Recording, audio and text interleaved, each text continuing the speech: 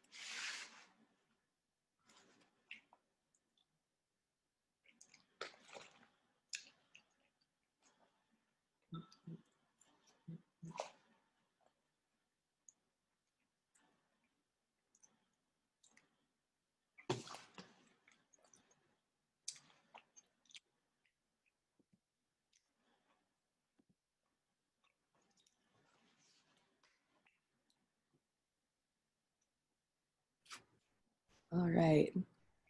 Hi, everyone. Well, I'm going to change my name really quick because my name is not Marley. My name is Steph Funk. I am one of CIFPAC's staff members. I am our communications specialist, and I am going to be kicking us off today for this session, which is called Cooperation in Cook County's Food System. I am so excited to introduce this round of panelists. This panel is going to be about how cooperation is the foundation of building a more resilient and equitable healthy food system for Cook County. We are going to learn from leaders who are changing what it means to scale up and work with their fellow farmers, entrepreneurs, chefs, and innovators to solve problems. Part of the reason why I'm so excited to work with this group of panelists is in the spirit of cooperation. They've decided that rather than having a moderator or one single person posing questions to the group, they've all decided to choose one question to cooperatively share with everyone. So since we're running a little bit behind, I do want to get started. All of our participants should be co-hosts. I hope I grabbed everybody. But I am going to go ahead and get us started by just asking all of our panelists to briefly introduce themselves with their name, their pronoun, and a quick 1-minute elevator pitch on what collaborative effort you are representing today. And then we'll jump right into Q&A. Oh, and then also really quickly, towards the end of this, we are going to utilize breakout groups to facilitate small group discussions. The questions that panelists are asking everyone are going to be about cooperative frameworks, scale and capacity, and policy. So as you're listening to these answers, if you feel strongly that you want to be in one breakout group versus another, you can edit your name to include one of those 3 things. So that way I know you want to be in that specific group. Otherwise, we'll randomly assign folks. And in the chat, once people get started, I will list those 3 options again. Cool. So for starters, I'll pass it to Jack to introduce themselves and the project that they're representing. Hi, everybody. My name is Jack Hirchenstein-Perez, and I am Food Justice Co-Lead with my colleague Mary for the Multi-Sector Coalition Provider Partners for Health, and also a board member of our newly emerging Real Foods Collective. And yeah, our mission is creating economic opportunity by mobilizing the power of food, community, and connection. And we are working to bring together multiple aspects of the food system to anchor it in the Western suburbs. And as the theme of this panel is to continue to foster the development of a resilient and equitable food system. And yeah, pass it on over to Mary.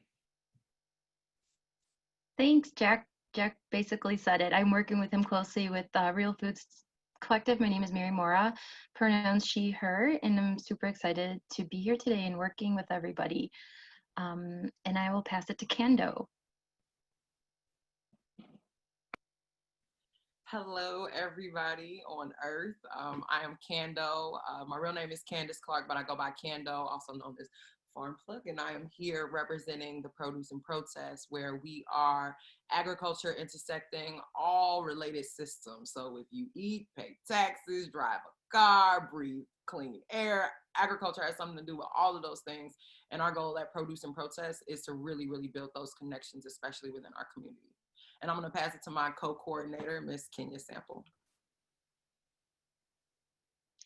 Hello, everyone. Uh-oh. Candace and I are sitting across from each other in the same room. Is that better? No, go ahead. Okay. Can you hear me? Sounds I'm better. not sure. Yeah. Okay. Okay, hi, my name is Kenya Vera Sample, and I am with DuSable City Ancestral Winery, and I had the opportunity to work with the amazing Urban Agricultural Collective here in Chicago through a pilot program in which we had 30 BIPOC boxes of all farming produce that we were sourcing from maybe 11 different farmers here in the city of Chicago. That was large scale farming as well as some of our emerging farmers. And as Candace said, we are agriculture, intersecting activism as it relates to all systems. That is the health system, food systems, economic systems, educational systems. So we are Produce and Protest.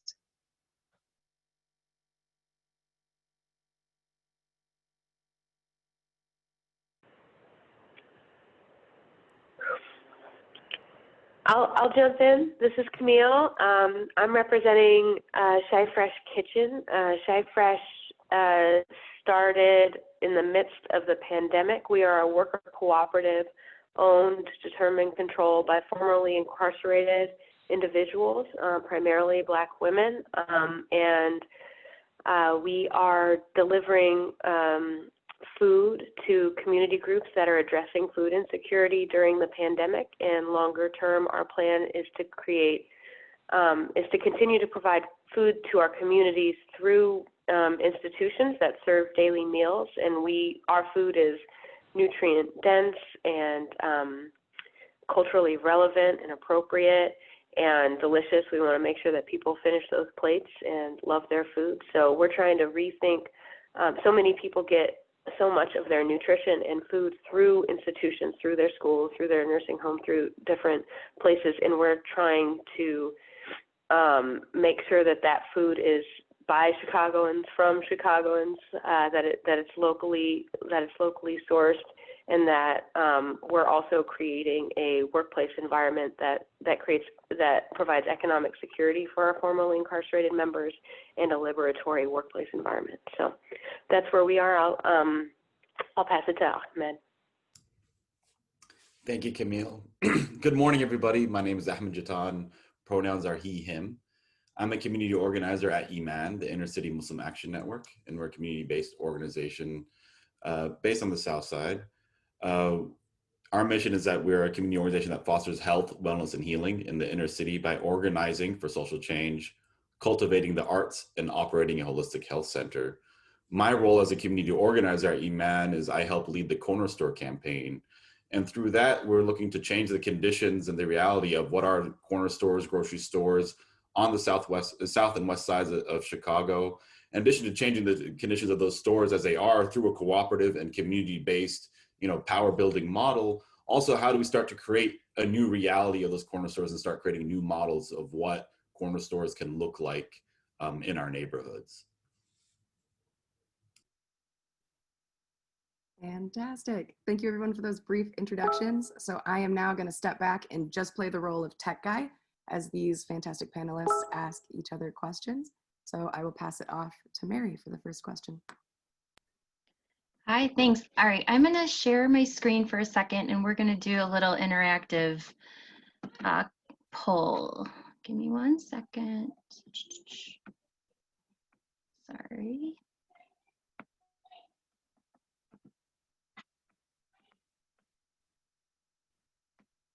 All right, has everybody seen Poll Everywhere before?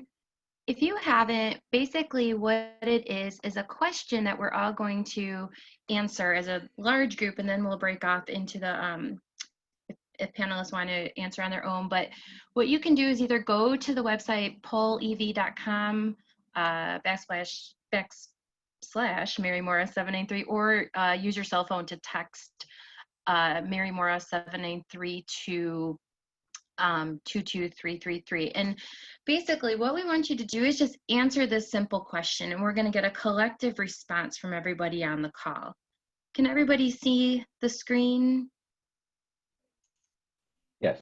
Okay, cool, thanks. So from your perspective, please share a snapshot of how you view Cook County's current food system. And all the responses are anonymous. Nobody's going to know what you put in. So this is your truth to share with the group. And as people start responding, we will start to see everybody's ideas.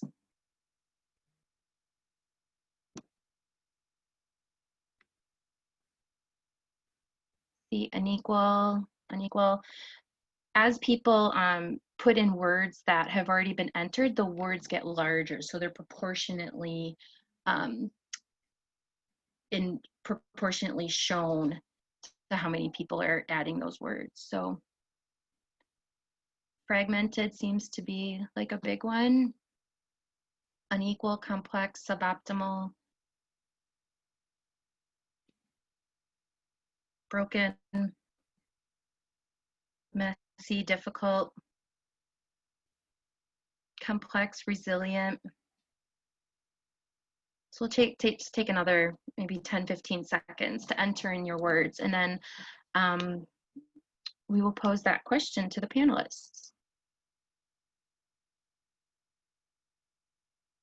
Looks like fragmented has the most popular vote. So I thank you all for participating and sharing your ideas. We're going to do this again at the end. So now that you know how to do it, we'll do it again towards the end of the session. But again, this question is for the panelists. From your perspective, please share a snapshot of how you view Cook County's current food system. And anybody who wants to start can go for it.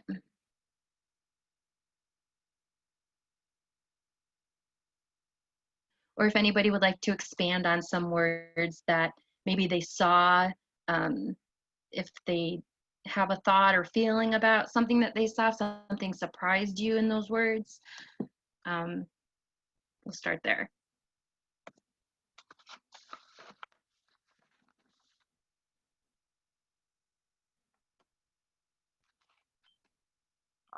Hey everyone. Yeah, mute your computer. When I actually think of Chicago's agriculture scene, I reflect on my time back at Tuskegee. So I went to Tuskegee for undergrad, and I remember reading about some of the urban ag initiatives that were going on in Chicago, and like being from Chicago and having no idea.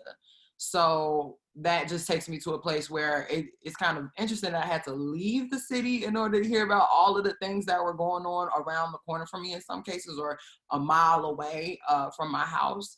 So I definitely think, I think of communication. I often think of barriers to entry. I think of the struggle that people have gone through just to access land, let alone be able to grow on it. I think policy, I think of a lot of these different things. But I am proud though. I am proud to be someone from a place where, you know, the whole world is looking to the work that we're doing around urban agriculture and the initiatives that we have rolling out so far. So yeah, that's kind of my snapshot of Chicago ag. Awesome. Okay, I can tag in on that, which I think is a part of the beauty of Candace and our relationship, is that we have such a seamless syncing of minds and concepts. So when I think of Cook County and our food system, honestly, I don't think of all of the kind of problems that we have. I think of all of the really assets. I think of our freshwater system. I think of our beautiful soil quality. I think about our high water table. I think about our biodiversity. And so and I think about the powerful communities here. And so when I look at our food system, I see an abundance of opportunities.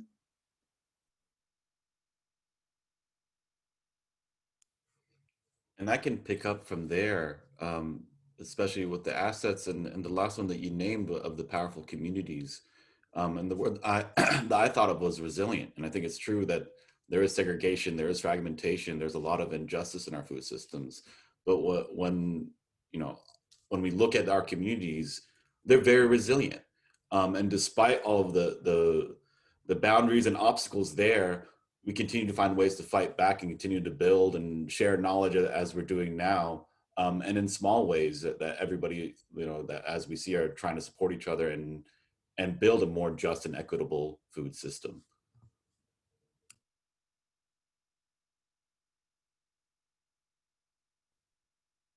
Anybody else want to share? I would piggyback and say I see the opportunities too. There's lots of room for us to work together, to work as partners. So that's, while I recognize the history, the fragmentedness, and the injustices, like I think there's so many opportunities for us to do the right thing. All right. Yeah, Anybody else? And Provides for Partners for Health, we always try to emphasize having an abundance mindset. And so I just love the themes that everyone's connecting. We have so many partners working across Cook County and the greater Chicago food shed, working together to create a really resilient food system. And there's certainly fragmentation, but seeing those opportunities to collaborate and work together and not have that competition mindset, to really anchor in the beautiful roots that we're all growing right now, and recognizing all the different institutions and partners that we can collaborate on so many different levels to grow food locally, but also to make sure that our community partners and neighbors are also eating the food that that's being anchored within the greater region. And just before we move on briefly, I just want to, so I'm pretty new, and our organization is pretty new to the food system world, because our purpose is creating a liberatory environment for formerly incarcerated folks. That's where we're grounded. So we just entered the food system as the work that we ended up doing, and our introduction to this food system was like in the midst of the pandemic, and CIFPAC, the Chicago Food Policy Action Council, bringing all these different food actors together in these different calls. And so I immediately got to be connected with everyone from like CPS and the Greater Chicago Food Depository to Urban Growers Collective and our fellow worker cooperatives, Las Visionarias and the Centro de Trabajadores Unidos and folks like that. So when I see fragmented, it's so interesting to me as I think kind of an outsider coming in, it's starting to be part of this world, because I got to immediately come into what seemed like this community of food actors, and then these incredibly generous food actors who've been here for Urban Growers Collective and CIFPAC, who've been here forever, embracing us, supporting us to get started as another as a new food operator, just like learning to walk, and embracing us the fact that now that we can produce 2,000 meals a week and feed our communities. I mean, so that certainly that seed of hope that others are saying, that seed of connection is there. So that's our experience so far. Yes, we love the optimism. No, go ahead, Mary. No, thank you everyone for sharing. Anybody else have anything else to share on that specific question? We'll have more time to talk about that in the breakout sessions as well. So you can chat in anything that you want to share as well.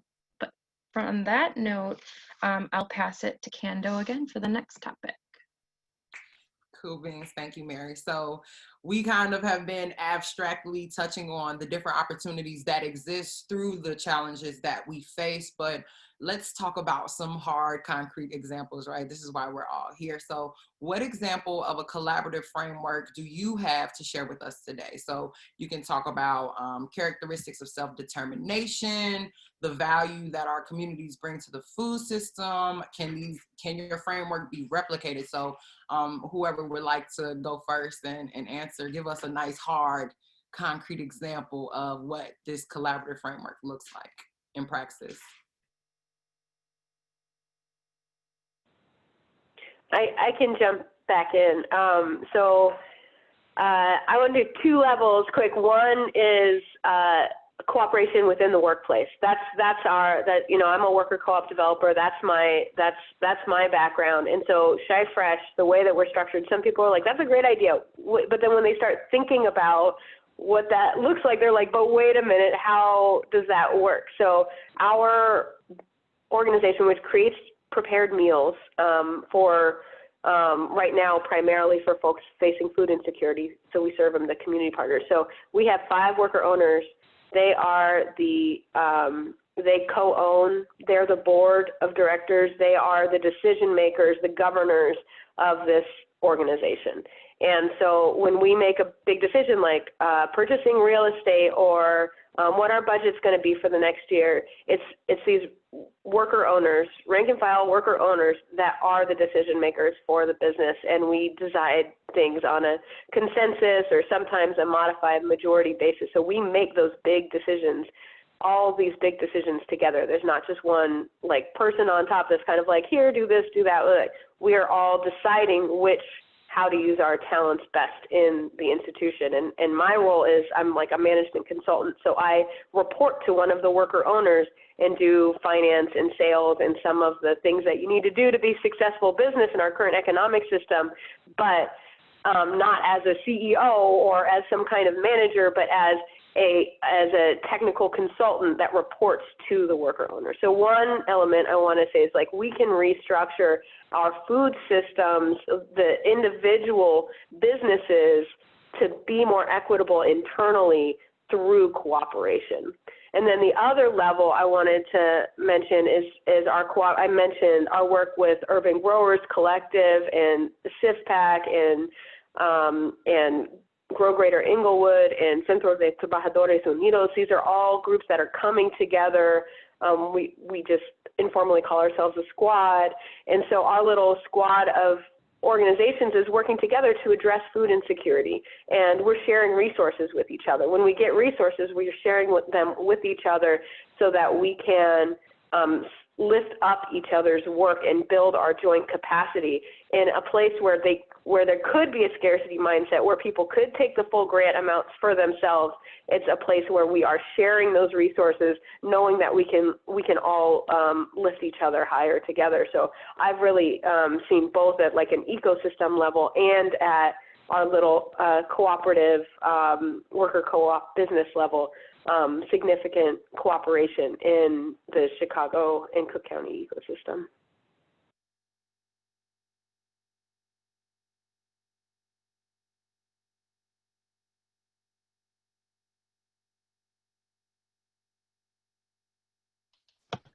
So, go ahead.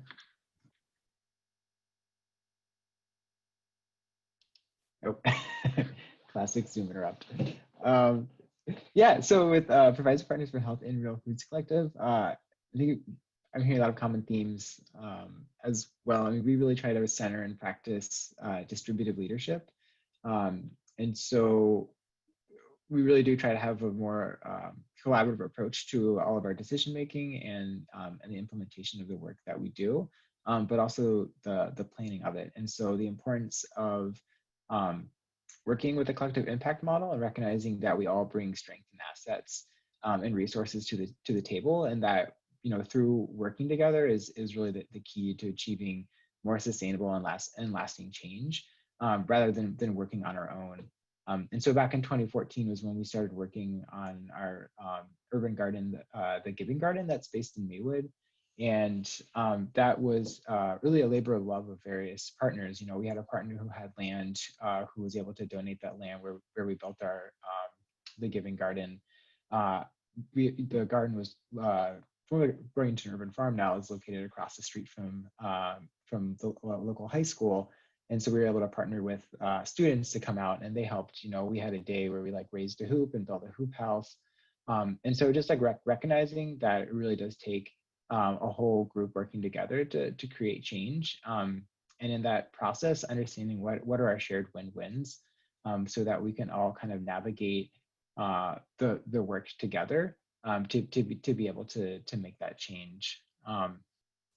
And one really helpful framework that we've found that's really kind of influenced and also put some names to how our coalition works together is something called the Community of Solutions framework that was developed by a variety of community partners through the 100 Million Healthier Lives initiative.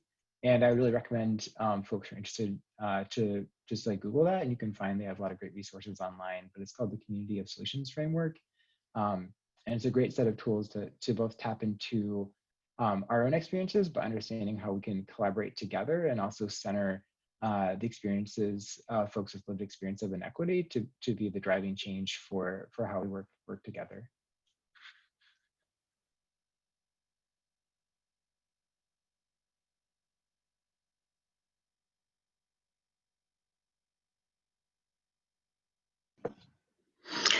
Thank you so much, Jack. I love the work. And so here we are going to quickly give you our presentation for Produce and Protest.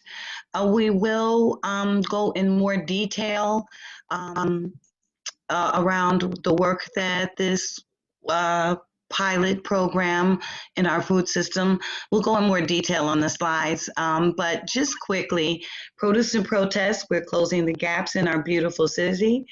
We are agriculture intersecting activism as it relates and impacts all related systems. That's our food systems, our ecosystem, our health system, our economic systems, because we all know that they are really birthed out of agriculture. Here are some of our partners that we had a great opportunity to work with, our Urban Growers Collective, Grow Greater Inglewood, and SIFPAP, EAT, Equity and Transformation, High Tech Consulting, and of course our magnanimous farm plug. And you see a picture of our teachers that we have.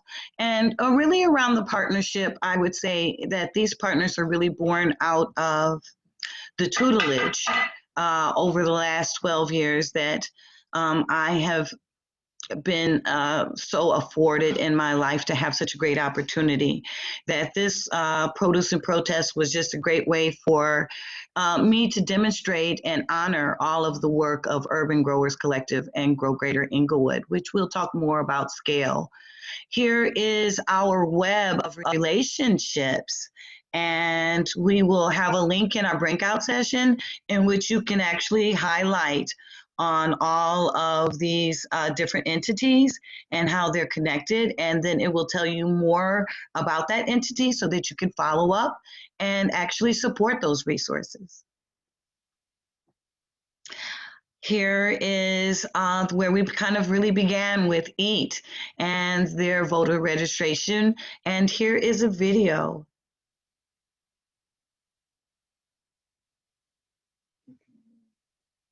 I did.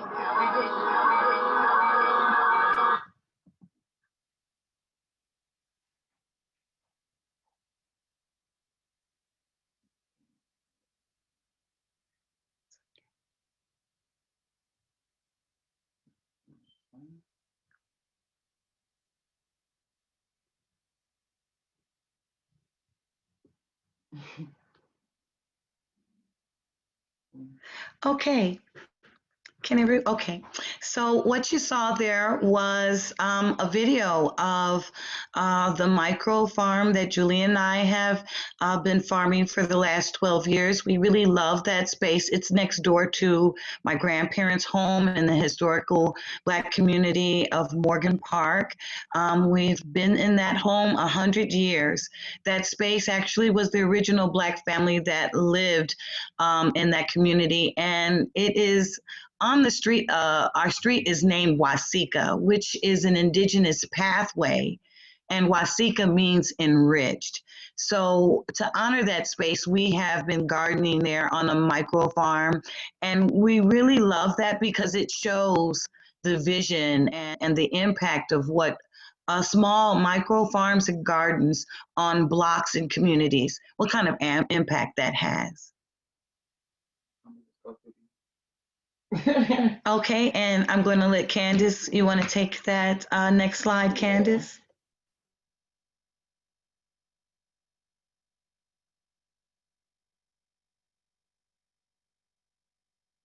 Okay, so yeah, we trying to work this out. We sit right next to each other. This is true collaboration, right?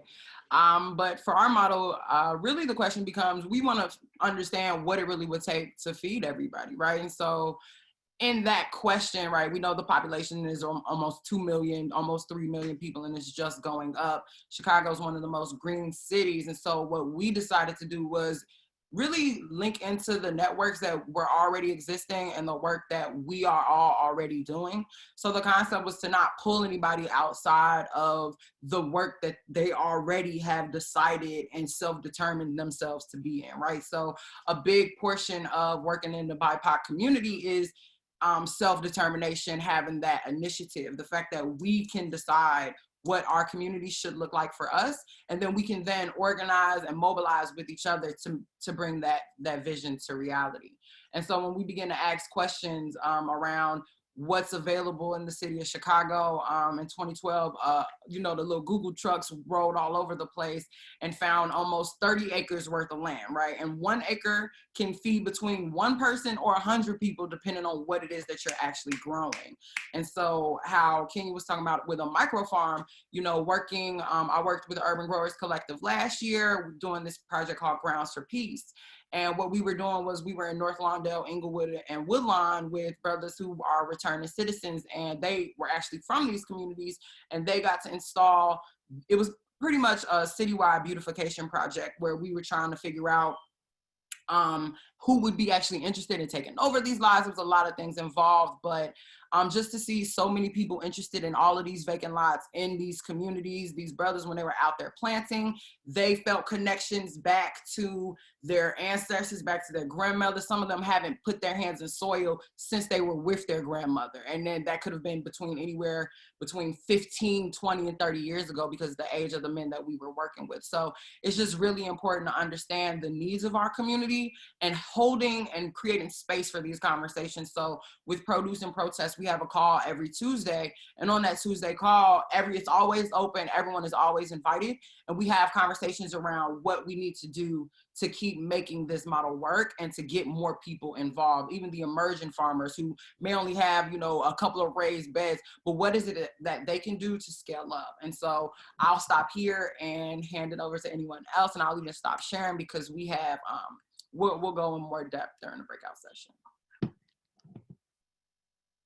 That was amazing. You got me into it.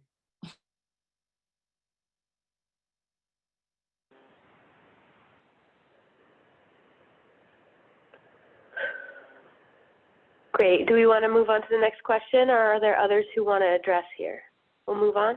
Okay. So when we're talking about these cooperative models, there's always a question people said, like, well, but, that might be a nice little niche project, but how do we scale it up? How do we grow? How do we make this a bigger part of the ecosystem? And I feel like, scale is kind of a buzzword, and it's a foundation word, but we're also trying to think about how do we make more of our food system inundated with the cooperation that we're all trying to see and create. So I want to ask the panelists, like, what barriers are there to cooperation at scale? and what divisions are making this more difficult, and what are these pathways to make these concepts that we're talking about more scaled?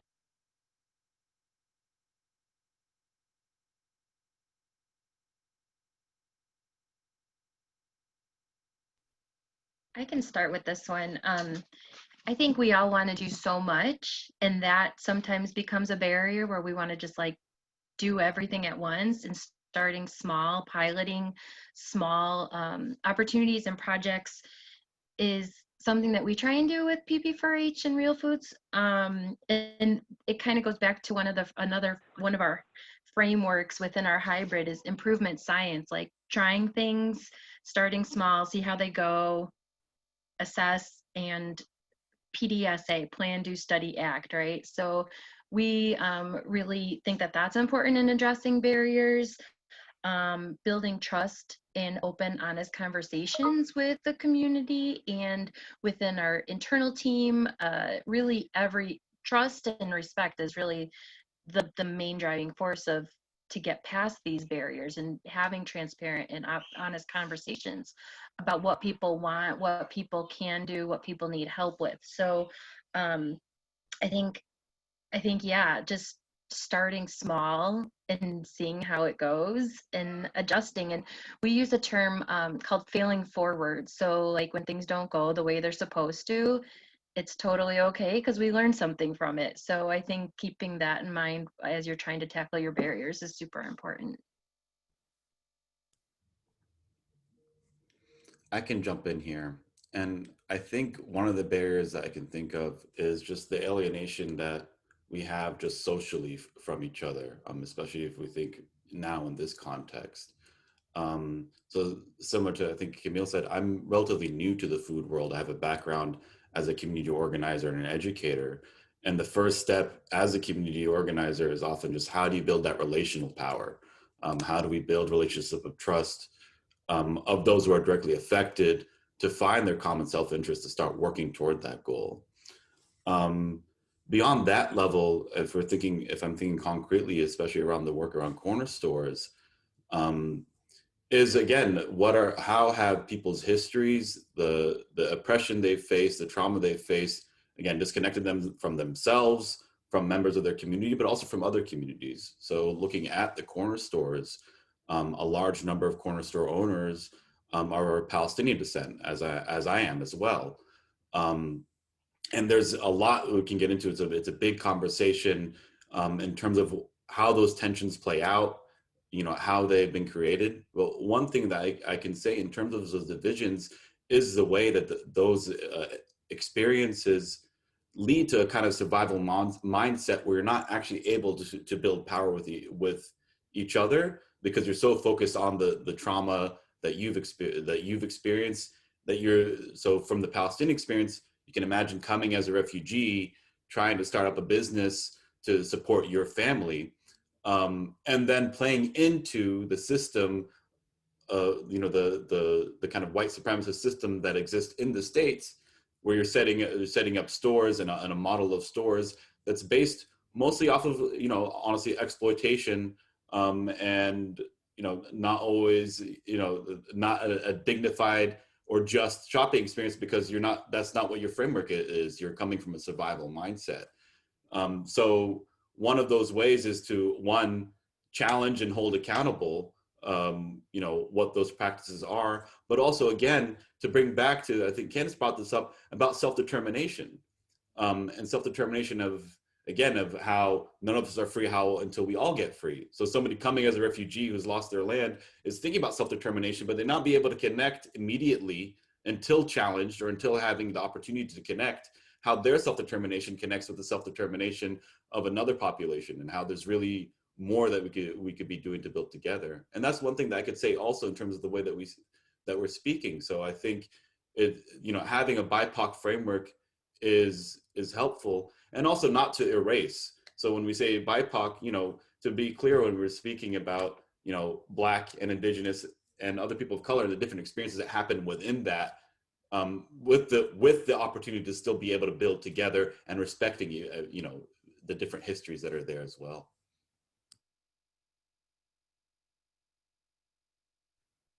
Yeah, this really makes me think about just intersectionality, right? Understanding that nobody is one dimensional. Nobody is just what they look like. Nobody is just where they come from, just their ethnicity. And so if we're able to bring these intersectional frameworks into our everyday lives when we deal with each other, right? Then when we start having conversations around policy, our imagination won't be so limited to our sphere of trauma or our sphere of struggle or our community sphere of what, like I call it struggle Olympics, pretty much, when it goes from, oh well, we we were slavery, oh well, Holocaust, and then people go back and forth, and it's like, okay, all of these things happen. Trying to see who had it worse won't do anything. But what I can do is put myself in your shoes right now. What you can do is put yourself in my shoes right now, and we can do our best to understand each other. And then through all of these issues and obstacles, we then begin to see where we have more things in common. We don't have to erase each other's identity in order to appreciate each other's culture. And then we carry all of that down to the ballot box. We carry all of that, all of our experiences, all of our culture, all of our intercultural communications. We carry all of those everywhere that we go. And then when it comes time to vote, when it comes time to imagine new policies, we're not limited in our own spheres, and we can reach across not even just aisles, we can reach across nations, we can reach across seas and oceans to be able to have policies that are good for everybody. I love that, and I just want to add that when we're talking about scale, some of our theory of change, or like maybe not for Cyfresh, but for me as a worker cooperative developer and as someone who helped found Cyfresh, the part of the theory of change is that right now some of the work that needs to be done is opening people's imaginations to what's possible, because no one's going to start putting together a federal policy framework for a solidarity economy when there's 400 worker co-ops and most of them are white led. You know, like this, that's not the irresistible vision that we need to create. So part of the scale is the pilot, is the small, beautiful pilot. Part of the scale is making sure that we can demonstrate that there's something worth fighting for on the other side, right? So I feel like that narrative change work is part of the scale. Like these demonstration projects are part of the scale, and then movement building and base building is part of the scale too, because that's the part where, like, every time I get on one of these, I'm like, we should be in more, and then when I get all my work and all my silo, but I'm like, wait a minute, but you and you and you, we should all be working together. Luckily, we're one collaborative effort that's happening is there's a number of organizers and solidarity economy folks that are coming together to re-envision a more just Chicago. So I'll let you know more about that collaboration coming up as well. But I think that's the kind of connection we need to create, is connecting these little pilots with the movement and base building that can shift the policy on a larger scale. And with that, I'll hand it off. I think Ahmed, you're next on the queue. Sure. So, I mean, this is a rich conversation. And, the way that we have been moving this conversation is thinking about policy as a solution, but also policies can often be part of the way that has created this current food system. There are policies in place that created the food system we have historically. So how are some of the visions and obstacles for scale that we've mentioned driven by policy decisions?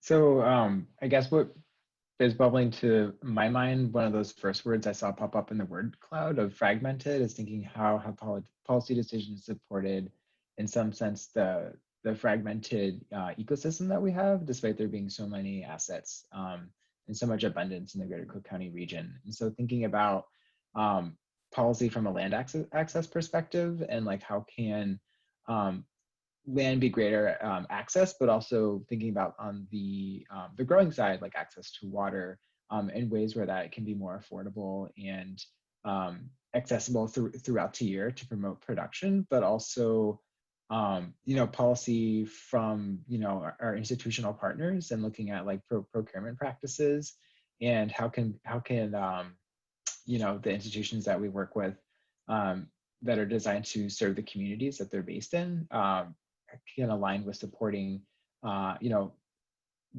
entrepreneurs that are within their communities, and thinking about procurement that can really intentionally support BIPOC farmers and food system entrepreneurs, and not just creating 5-10% of procurement spend goes to these groups and then we hit that benchmark and then we don't think about them, but creating more sustainable and transformational systems that are built with a purpose of building up these communities.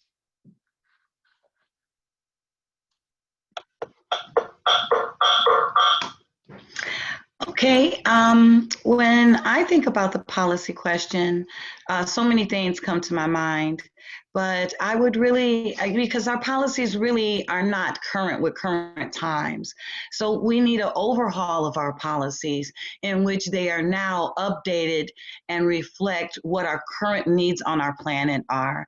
And so oftentimes, I'm an instructor with Urban Growers Collective. And with our students, we really talk a lot about their legacy and 100-year plans. And I know there are 100-year plans for the city of Chicago, but I would like to revisit those plans and update them and see where we have come and then where kind of we need to go and be okay with the change. I think that's the thing that a lot of times as individuals, we have difficulties with, we have these concepts in our mind of how things are in our own reality.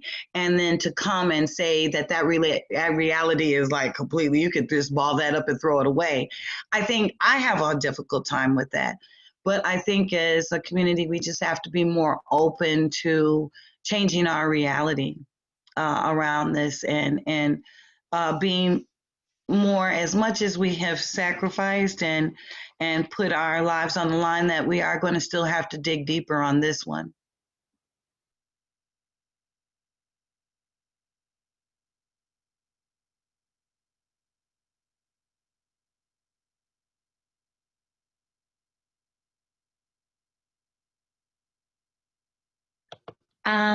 It looks like I have the next question here. And so the next question is, how can we use policy to emphasize the value of the BIPOC community, what the BIPOC community brings to Cook County food system? And for me, in that question, it's a question of diversity. Just over the last years of my learning and really going in depth on this thing, I realized that the success of all systems are based upon its diversity. If we look at the healthiest people in the world, they usually have the highest diversity in their diet. I think that we need to take some cues from other communities on our planet, on our Earth ship here, and we need to start bringing that and folding that into our culture here in Chicago. So for me, the BIPOC community really brings about system success through diversity. And with that, I would love for everyone.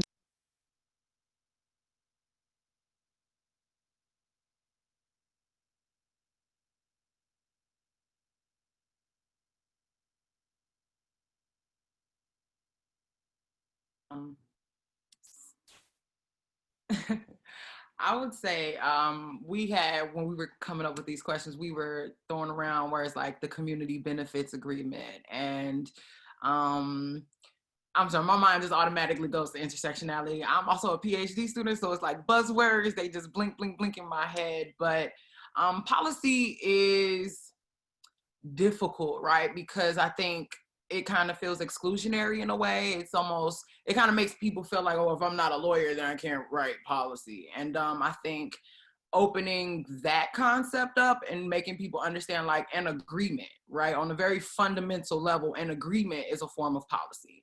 And if two people can come up with agreements on how they work, then three people can come up with agreements on how they're going to work. A whole community comes up with an agreement on how it's going to work.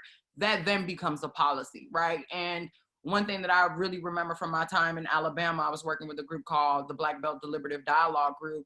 And the first thing we would do before we did anything would be to establish agreements. And those agreements would be to make sure that everyone felt respected, everyone felt like they had space, it was a safe space. It just did so many things that trauma undoes for us, right? And so it created room. And I think that we really, really, really should, when we start talking about policy, we shouldn't be afraid to reach back into our culture, to practice Sankofa, and to look at ancient ways of how we would do things. And ancient ways of how we did things was pretty much based on communication and agreement. So I think one way would really be to demystify policy, right? And to make it something that is understood, that it's something that we already practice. I know growing up in my mama's house, I knew the policy in my mama's house and I lived by that policy. So if we can make those type of connections and open that up, then we'll be able to see not only how policy impacts our lives, but the everyday policies that we already kind of abide by, and then we can kind of have a positive spillover effect into the political realm, so to say. Love that. And I think that builds well into our next question, is like, what are some policies and regulations that need to be put into place to ensure that these cooperative efforts can thrive? So I don't know if there's examples or best practices, both kind of on the what, but also the why and the how, that folks might have know about.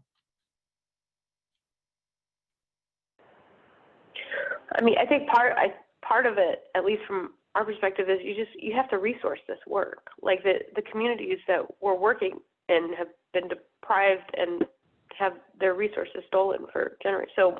So much of the policy is about resourcing communities of color to develop the beautiful solutions that they have in their hearts and minds, and for them not to just be like, I mean, so much of it is like, well, that can't happen. It's like, well, because we don't have the resources. I mean, the things that we could do if we had the resources and capacity, it's just, I mean, this system could look fundamentally different. This food ecosystem could look fundamentally different than it does. And it's not like you need to magically come up with new resources. You got to shift resources from from the extractive players that currently have contracts and funding to do work for the public. A lot of that needs to be shifted. And so I feel like a lot of the policy that needs to happen, and as someone, as I mentioned, is new to the food system, like some of the details of where and how, I'd love to start to learn more about it. I know other folks in here are wiser and more versed on, but I do know that this work needs to be resourced at a deeper level.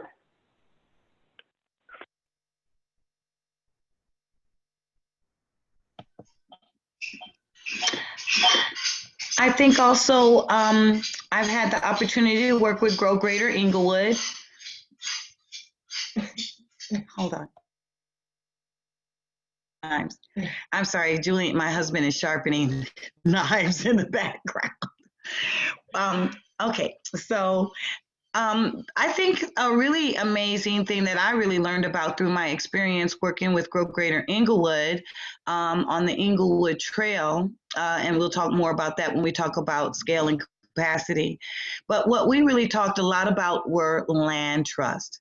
So policies, really developing a great land trust for our community and our urban agricultural network that we can literally take and model and replicate and push for, across the planet. So, and I'm always fascinated. I really don't quite have all the pieces to the land trust puzzle, but I definitely am really enthralled by that conversation. And I think that's a conversation that should be really familiar to everyone, all of the community members here in Chicago, so that they can understand how their land is being used and what is it being used for. And then that also has the ability to hold big companies and industries that move into our communities, that has an ability to hold them accountable. So Anton Seals would be my go-to resource to have that conversation. But land trust.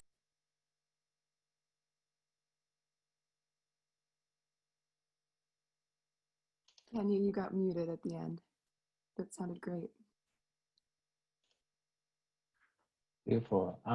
Yeah, I don't know, are there any other thoughts? Or I think we might be close to time for breakout groups. If Yeah. anyone wanted to provide a couple extra comments, we've got time for maybe one or two more. Otherwise, we could pivot to breakout groups. I mean, I can say that. So we've worked at the state level. We created a new cooperative entity last year, and that's how that's how Chai Fresh Kitchen is incorporated. So creating new cooperative entities has been it's been helpful to have these new entity types, but also, you know, we'd love to see cooperatives specifically as a form be incentivized in other ways as well, through procurement, through other zones, but having the cooperative form, especially now that we have two different statutes that you can use to say this is what makes me a cooperative, to actually incentivize those forms would be really helpful, especially at the like food cooperative specifically, because different cooperatives in the food sector, because I think it's a space where the cooperative form can really make significant shift in the industry. I can add very quickly that one part of it is getting the policy passed, thinking it up and passing it, but there's also implementation. So if from the beginning you are building actual grassroots support and knowledge and engagement with the policy, once it's passed, the implementation process also is much more easy, because you can think up the best policy, and then once it's enacted, it doesn't magically just happen. That there has to be some work. And I think the kind of grassroots work that we're talking about, and the cooperative model that we're talking about, makes it so that once you get the policy passed, the implementation process also can be more successful as well.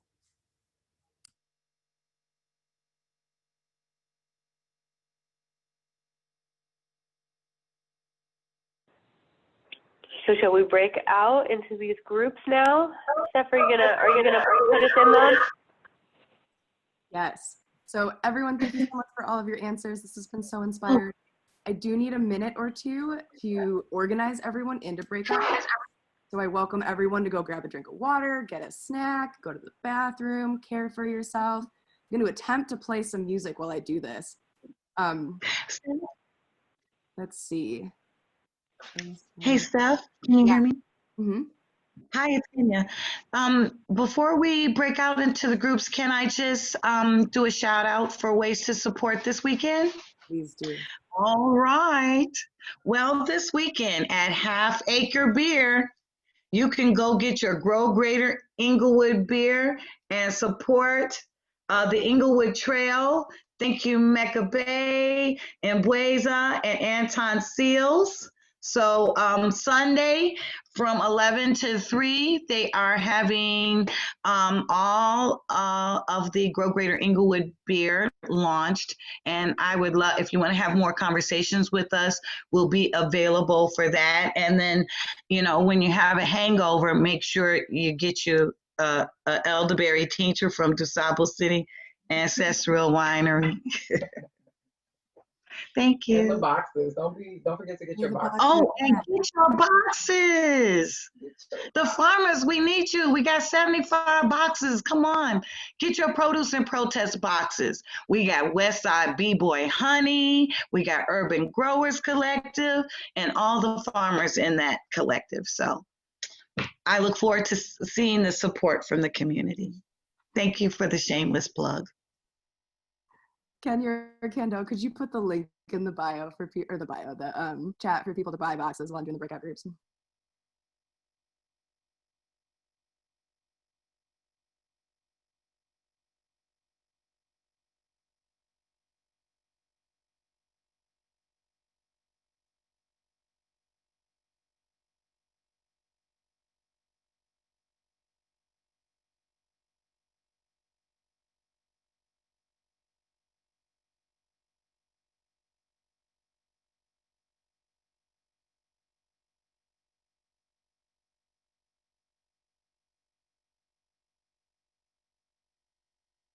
Okay, we are just about ready.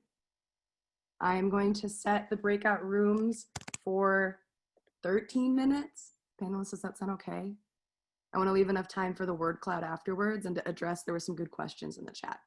Okay, opening rooms now. Hopefully we're all going to rooms.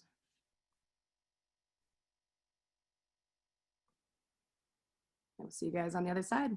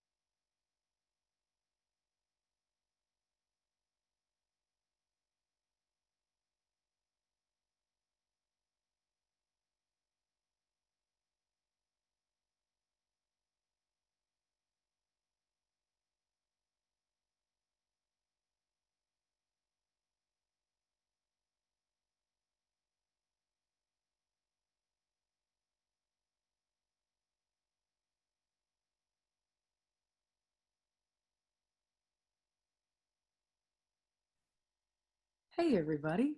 I didn't realize there were some folks in the main room. So the breakout groups have about like 45 seconds now before they'll automatically shut, and everyone's going to be back with us.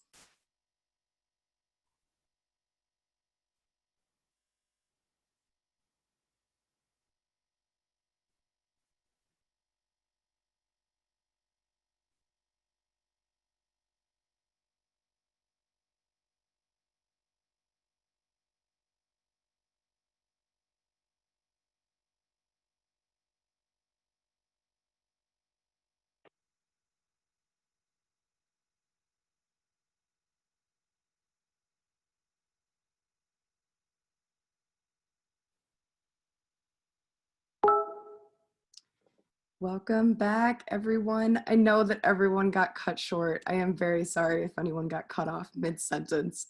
I do want to make sure that we have time for our final word cloud, because the first one was really cool. That was the first time I'd ever seen it.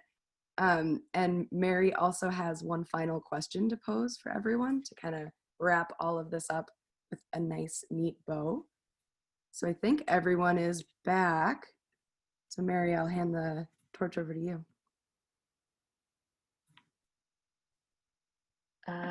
One second, let me share it again.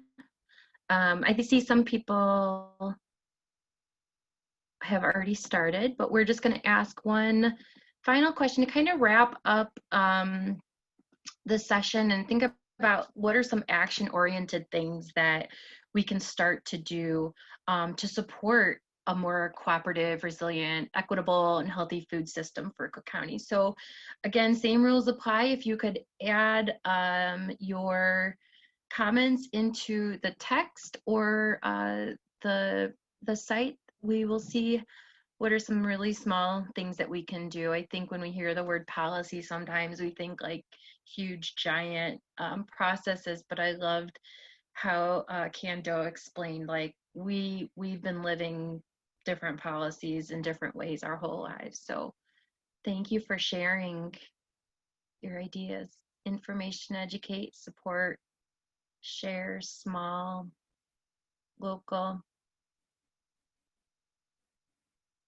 BIPOC, dismantling, time banking,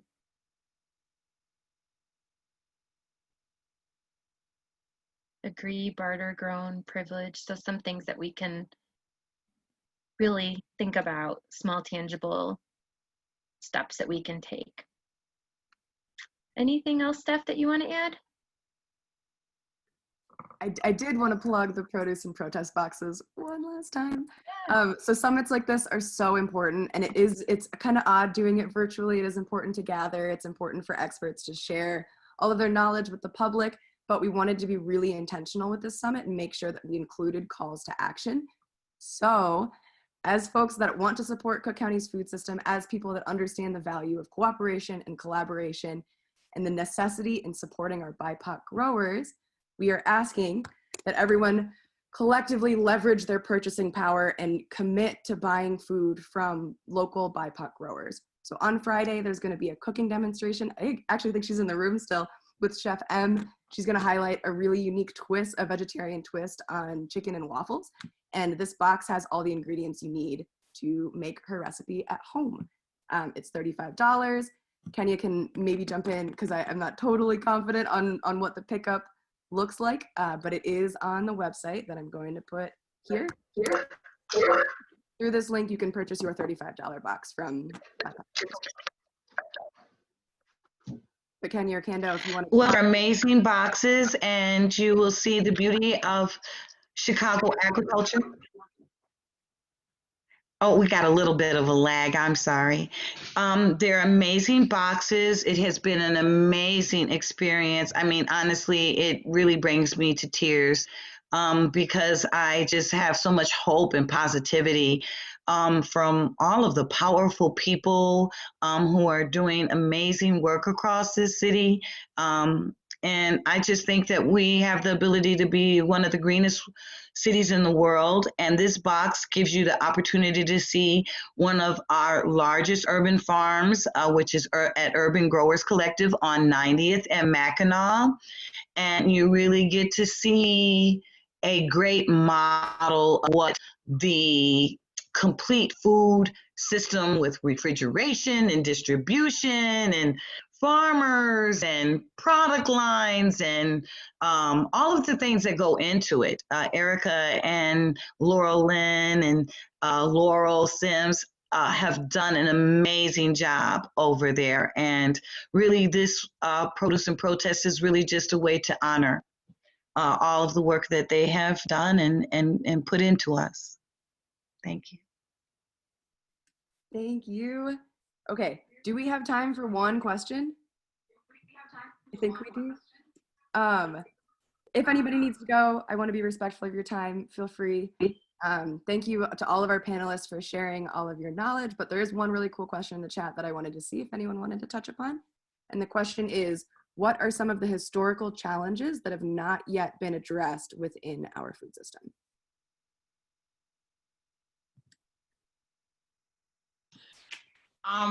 Well, this is so interesting because I was just thinking like, ooh, I got a shameless plug right here. But when we think about the scale of the BIPOC community, we can't just stop at Chicago, right? We got to think Chicagoland. We got to think Midwest. We got to think the whole east of the Mason-Dixon, north of the Mason-Dixon, east of the Mississippi. We got to really kind of expand our mind around that. And in Alabama, well, really in the Southeast region, there are a group of Black and Indigenous farmers that are creating this thing called the Overground Railroad. And one thing that's often, I feel, is overlooked is, and I mean, we touch on it, but migration and how migration really plays a role in social unrest, our food, how food gets carried from one place to the next.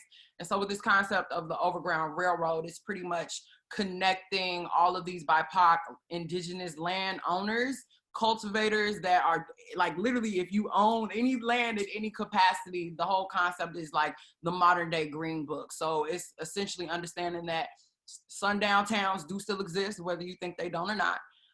Everywhere is not safe for us, and we're also not wanted everywhere. And in the 20th century, like when you can control so much with your dollars, with where you decide to shop, where you eat, we can't take these things lightly. And so definitely looking at the rural to urban dichotomy and how that plays into classism when we start talking about intersectionality and policy. So really branching out, definitely a shout out to Pembroke, Illinois. If you've never been to Pembroke, it's definitely somewhere you gotta go and see how all of those Black farmers have been able to come together for years and years and years and sustain themselves. It is absolutely beautiful. They're the largest Black land settlement north of the Mason-Dixon. And so just to have that, it's a biodiversity hotspot. They have all of these things and they've been able to maintain it through their practices. So when we talk about things that haven't been touched on, definitely looking at this whole, everyone's kind of flocking to urban areas and urban agriculture is hot,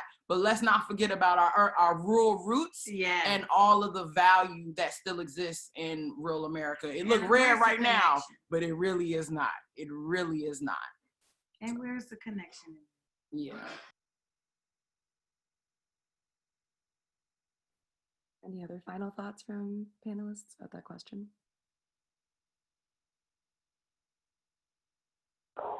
No, I'll second that. Shout out to Black Oaks and Pembroke, though. We're starting to source from them at Shy Fresh Kitchen. We're trying to, buy cucumbers and tomatoes, etc. Winter will be a little bit different, but yeah. So we love all and these are all connections that come through these types of convenings, right?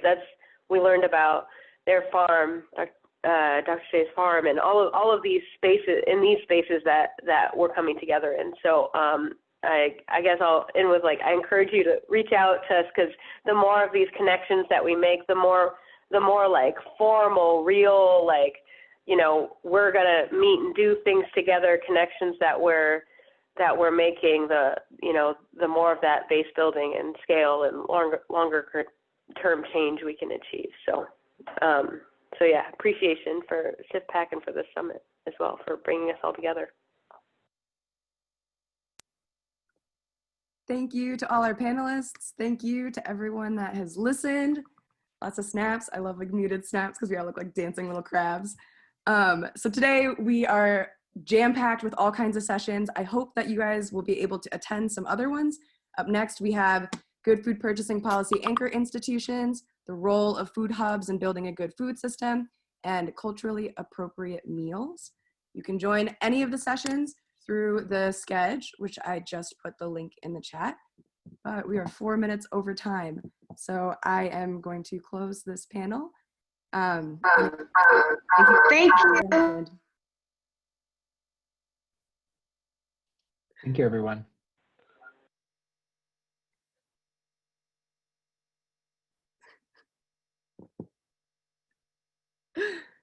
All right, bye.